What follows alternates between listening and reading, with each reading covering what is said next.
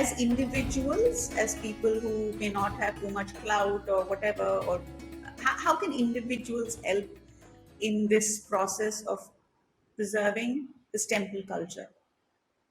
I think all of us can do three things. One is to So I document the missed the first smallest point, temples in area. Shefali. We missed the first Yeah, document. document. Yeah, first point is document. There are many small temples in our neighborhoods which we do not even notice because they are a part of the landscape. They are part of the urban scape or rural scape that we're used to living in. But if each one of us took the pain to document, to photograph, to write a little about the temples in our neighborhood and say that within 5 kilometers of where I stay, there will be at least 40 to 50 temples in any part of India. So if you just go around with your camera taking pictures and asking the pujari or asking the people who live in the neighborhood, whose is this temple, which goddess, when did it come, who built it? There are lots of, even that is urban history, right? Even that is history. Even if it is 20 years ago, 30 years ago, 40. So that is one thing. So that way, at least you know exactly how many temples are there in your neighborhood. So that in case there are any changes, in case there is an encroachment, in case there is a destruction or whatever, at least you have a record that there was a temple like this. Now I read somewhere that ASI controlled temples, there are some 20 or 30 temples which have been documented by ASI in the 1960s. They don't exist anymore because people have encroached over that, or they've destroyed it, they've used the material to build their houses for whatever reason. But for that, to ensure that this doesn't happen, we need to document very, very rigidly, and ordinary people need to document it, not just the government, not just the state ASI or not just the central ASI, but all of us can do it, and social media has made that possible. So if you just document and write about one temple a week in your neighborhood, that is the first thing that you can That's right. do. Second thing you can do is take your children for their vacations to see great temples, which we don't do. And even if we do, we just go to the temple, inside the temple, we just do namaskar and come out. But that's not what I'm saying.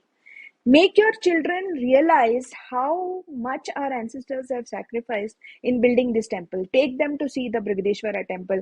Take them to see the Hoysala temples of Karnataka. Take them to see the Khajuraho temples.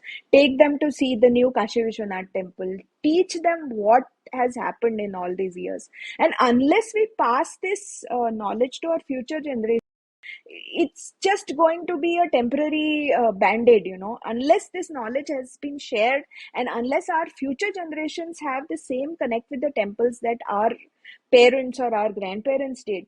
That is something that we need to inculcate.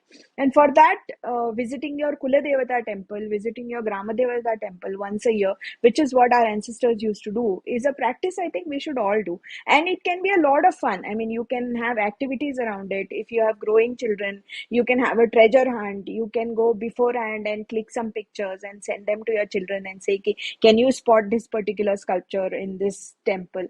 This is how you make it more interesting. This is how you make it more interactive. And I have realized it with my own children that if you make it more interactive, if you tell them stories about it, if you teach a sculpture, if you show them a sculpture and tell them the story behind it, they are interested in knowing more. So this is something that we can do second.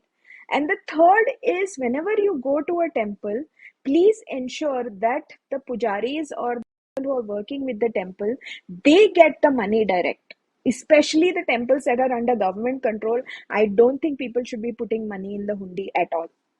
They should be giving it That directly is, to the yeah, pujaris or right. to Yes. the seva cards of the temple, and that is the way you are actually getting a whole community invested in the well-being of the temple. So just for my interest, are the temples in Goa under government control though? I know that temples No, they're not. are They're not. not. And that's what I've seen the system work.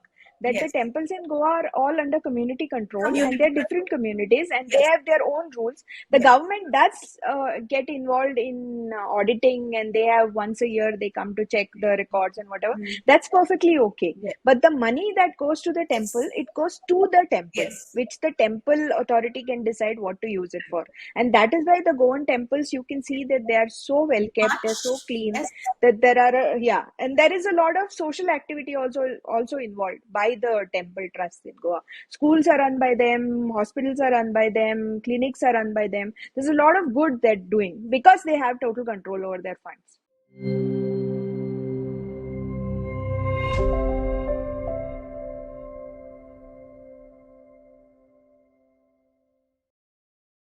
Please remember to subscribe to us and switch on the notifications for this channel.